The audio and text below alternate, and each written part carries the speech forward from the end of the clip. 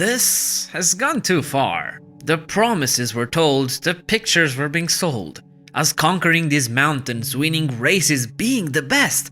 And all we need is the latest and greatest Yamaha Tenere 700.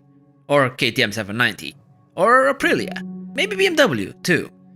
Do you see where I'm going with this? Before starting, as a disclaimer, most of this video is an opinion piece representing my views. If yours differ, please leave them down in the comments below, and let's keep it civil. Cheers. I've seen this a lot in recent times, how pushing the extremes on adventure bikes is just too unrealistic. People seem to be tired of that image of manufacturers selling unrealistic expectations. And on one hand, I get it. They sell a dream, an image, a lifestyle. They sell the idea that we can do anything on board their machines. This is a look into how adventure motorcycles evolved and, more importantly, into how their marketing has changed over the years. Honestly, I do think it's a shame that so many people buy a middleweight 200 kilo plus adventure bike and never take an off-road course. And then they veer off the beaten path and suddenly are found in a slippery, slimy, unfamiliar world. The dirt. They think their T7 is lightweight, that it should easily be chucked around like Paul Taris does in his videos. My name is Kevin Gallas. I'm 28 years old from Germany, and I'm a professional off-road rider and off-road instructor as well. I'm riding for Yamaha now, and I've done Red Bull Romania X twice on the bike. The biggest problem, I would say, what I saw on all the events I went to with the big bikes, is that the riding skill on big bikes is very, very low. And then they come and tell everyone how capable a Tenere really is, when in reality, they've never stepped foot over a regular dirt bike. A lot of people these days don't have this comparison term, and I do genuinely think it's a shame. For those who actually want to go off-road, a smaller bike would be a better experience 99% of the time. That's just fact. And then you go on forums and you see the other side of the coin. People who bought into the marketing, the hype, only to realize how far the skill gap was that would enable them to do those things in the commercials. And they end up selling their adventure machines only to trade for something more manageable, lighter. On the other side, if you want to ride a big bike, not all the things that you learn on the enduro bike will translate to the big bike. You have to ride them a little bit different. In reality, I think the main problem really comes into play when inexperienced people find themselves in tricky situations. They've dropped their T7s and can't pick them up, stuck in the mud or on an uphill, and on bikes like these, there is no picking it up and moving it around. And then you're just there, sitting in a field, hoping and praying for someone to come recover you. With all this being said, I think many of us tend to believe that this is a recent thing. Marketing the extreme is just a modern age fad, right? Well, here's the thing. Let's take a look back and see how these machines evolved, and with it, the marketing revolving around them. The birthday of these modern adventure bikes happened somewhere between the 80s and 90s. And if you've watched this channel before, you'll know that most births took place on the African continent, in the Dakar Rally. You can see that in our DR Big video, or the Tenere ones. The cycle was simple. Build a rally racing prototype, modify it for the regular Joe, market it using the success from the rally, sell the idea that your own bike could win such event, and profit. But when you think about it, is it really that much different from nowadays? Maybe sand riding looks more approachable than Paul or Kevin throwing their bikes at Romaniacs, but for most people, it's just as extreme. Going through the desert at those speeds, with the risks those daredevils took back then, I would say that was just as out of reach for the average motorcycle enjoyer. And back then, the logic was simple.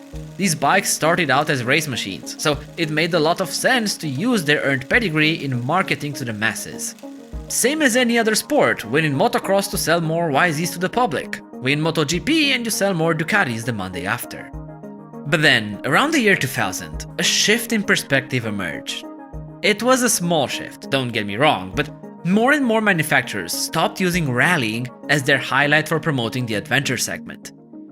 And there was a reason. Look, that was the time when these big beasts became outlawed. So you can't win the Dakar on a 690 and tell everyone else to buy the 990. It's not the same thing, different product altogether.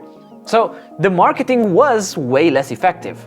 Thus, with time, the Dakar as a race simply became irrelevant for the world of adventure. In fact, manufacturers realized that regular people saw a broader appeal in traveling and exploring the world rather than outright racing. And some got this sooner than others.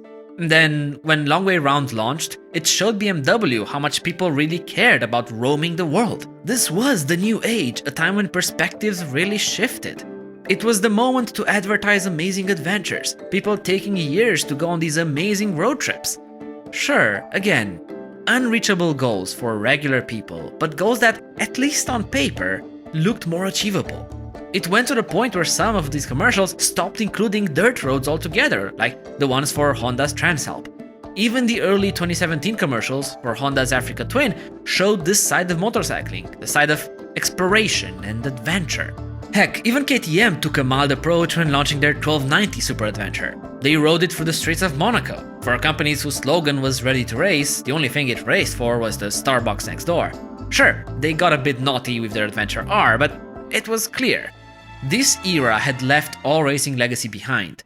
Because in the real world, there was no more racing happening for these big machines. Every off-road event had switched to operating dirt bike-like machines, and so the big girls were left out. The adventure bikes, they had to be like 1000cc, you know, like all the adventure bike riders, they wanted to have the biggest, the monster, they want to have 150 horsepower, but actually you don't really need it. And we get to the modern days, where it feels like the industry had started going back. And started backing themselves on nostalgia. For some bikes, like the Honda Transalp, the exploratory idea remained. But not for many. And then, if you look in the same manufacturer's backyard, when they updated their Africa Twin, the promotional video showed Ricky Brabeck at the start line in the desert on board this adventure bike. It's like it went back to its roots. When the Tenere 700 commercial came out, it also featured a combination of rally raid and fast enduro riding, while pretending to also care about the adventure spirit. A bit later, when they sponsored Paul Tyrrell's project, The Seeker, they had gone wild. This production showed the Tenere doing unimaginable things, really pushing man and machine to the extremes. Aprilia launched their Touareg commercials, only to focus on rally riding again. KTM's 790 Adventure R promotional video also shows them doing hardcore off-road riding. This wasn't about the places any longer, it was about the trip to get there. And in fact, those never-before-seen landscapes look to be replaced with a racetrack. Figuratively speaking, that is. I kept wondering what triggered this shift. Why the sudden urge to go to these extremes? And the only reason that makes sense to me is social media. I think it's a combination of social media, but then also a little bit, I think the whole pandemic thing that happened, that together created like this really deep feeling of people that want to go explore. Because I think now, maybe it's through social media, like you said, because now you see it a lot more. This is a time where it's almost impossible to impress someone. We've seen everything. And in order to grab our short attention span, we need to be presented with something out of the ordinary. Here, have this little thought exercise. Think of a 30-second video showing a Tenere riding slowly through the Carpathian Mountains. Now, take the same video, same Tenere, and show Kevin Gallas throwing it up a hill at Romaniacs, also in the Carpathian Mountains. Show him grab that finisher flag and that medal. Be honest, which do you think would get more views? This is a rhetorical question, and if your answer was the first one, in this day and age, you're just wrong. Because these companies don't have a personality to rely on, so they need to show things that were never done before. And with it, take their machines to crazier places. Like it or not, this is the world of social media. And agree with me or not, you can't deny that the timing of this shift matches pretty well with how those online platforms evolved. Now, there is another perspective I would like to present. Let's talk a bit about the concept of extreme adventure. Yamaha and Paul Tyrrell were the obvious pioneers of this genre, the ones who kickstarted this frenzy. And they didn't stop at making silly YouTube videos. They went to Hispania, a world-famous hard enduro race with their modified T7s. They did Romaniacs too, and last year even finished silver class. In fact, Kevin Gallas won the bronze class on another T7. And if you think that's easy, check out the video where I tried to tackle bronze class on a two-stroke. Yeah. But anyway, take a look over the fans at Aprilia as well, who decided to really focus on their rally efforts. And heck, they won last year's Africa Eco Race with a modified Touareg. The thing is, Most international rallies don't actually have an engine size limit like the Dakar does, so it's a free-for-all in what manufacturers can enter as production bikes. And while it's easy for us to say that nobody really does that with their bikes, I think that's not true anymore. While it might seem like a marketing gimmick, in the past few years I've seen rally paddocks being flooded with midweight adventure bikes. And trust me, some of those guys are fast as f***. And it's a similar situation with hard enduro style riders. You see normal people get their skills up and attempting things that 10 years ago would scare any adventure rider. I can already hear you asking, what's the enjoyment? And my answer is simple. The same one that exists for hard enduro. It's pushing a rider in the machine to its limits, getting over obstacles that most people simply cannot go over. You have a lot of traction on the front wheel. You never have to worry about weighing your front wheel or where the grip is, because you always have grip, kind of, until it's gone. Then you have a bit of a situation. That being said, I'm not delusional. I do realize that these are really small groups of people in the grand scheme of things. But my point is, they do exist. That's why even Romaniacs introduced 2 adventure bike classes for 2025. This does beg the question, at what point does this stop being adventure riding? Just get a dirt bike, the right tool for the job, or a road cruiser, depending on what you want to do. And with that you get into a deeper question, what even is adventure? And the more I thought about it, the more vague my answer became. It's not road riding, it's not hard enduro, it's not rally riding, it's not exploring the world. It's all of these combined. I got to the conclusion that we toss around this term of adventure rider so easily when in fact it means a lot and not much. Because everyone's idea of an adventure is different. Heck, before adventure bikes, people were doing adventure rides just on regular motorcycles. And then you realize another thing. A lot, if not most people, simply cannot have more than one motorcycle. Maybe because of budget, spouse, or space, whatever it is, for some, they don't have a choice. To add insult to injury, think of all the riding area closures in the past 5 to 10 years. It seems that we are getting more and more constrained. For any urbanite, the dream of a quick ride to the forest is slowly slipping away. For people living in Germany and the more Western European countries, it's really difficult to ride enduro and in any shape or form, you know? What I'm trying to say here is, for the people who need to do massive kilometers to get to a track, an adventure bike makes sense, even if the track is above their bike's normal skill level. We live in a world of compromise, and some of us have to make more than others. All this talk warrants another important point. So, how capable are these motorcycles anyway? The biggest advantage? I would say grip, but that's also one of the biggest disadvantages. Because if you don't have grip, you cannot really push the bike. Well, you can try, but for example on icy rocks, on really super muddy stuff, then it gets a really big problem. In my opinion, simple things like swapping the tires can make a huge difference. If you were to put proper soft tires on a T7, you'd be amazed by the bump in grip. Sure, the pros bikes can be highly modified, but don't need to be. And a lot of those mods can be done by anyone. Like on my bike, there's nothing prototype. There's nothing secret. Like on the hard enduro race bikes, I would say it's all the things that you can buy at your local GYTR pro shop. You can basically just buy my bike.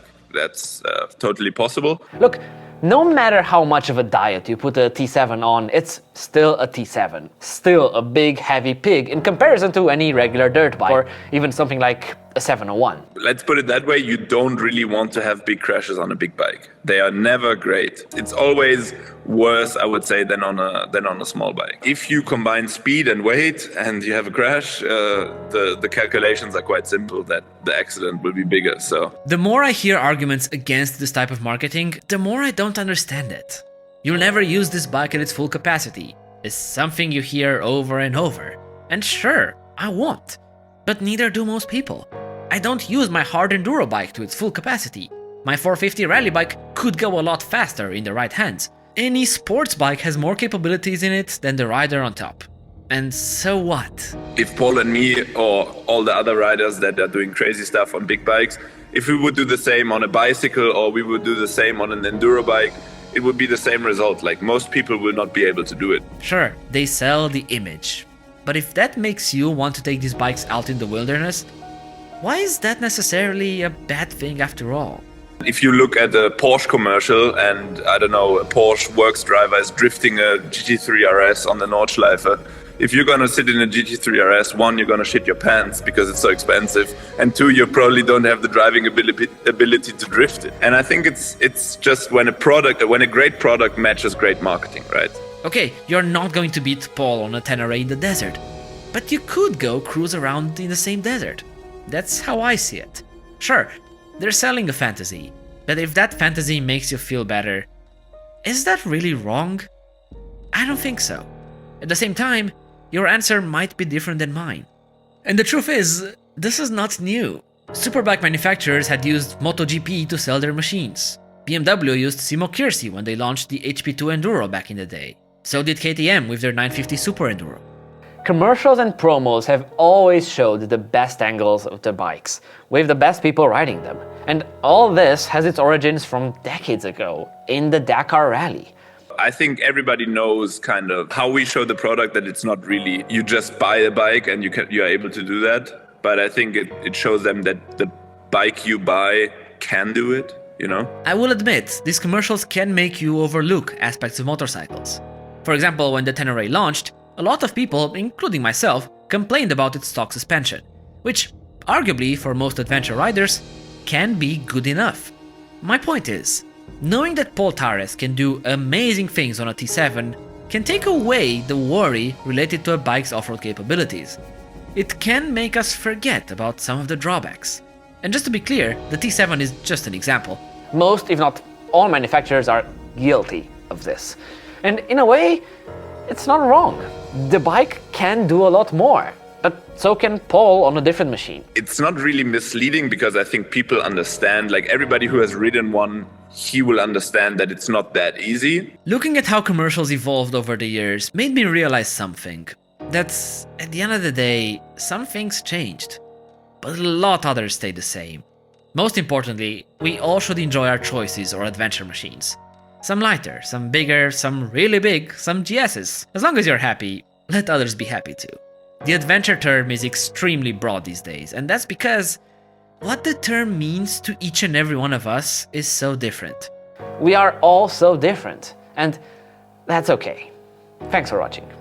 Bye. People can find me on Instagram at KevinGallas71. If you want to hit me up for a training session, follow me on Gallas Training or www.gallastraining.com.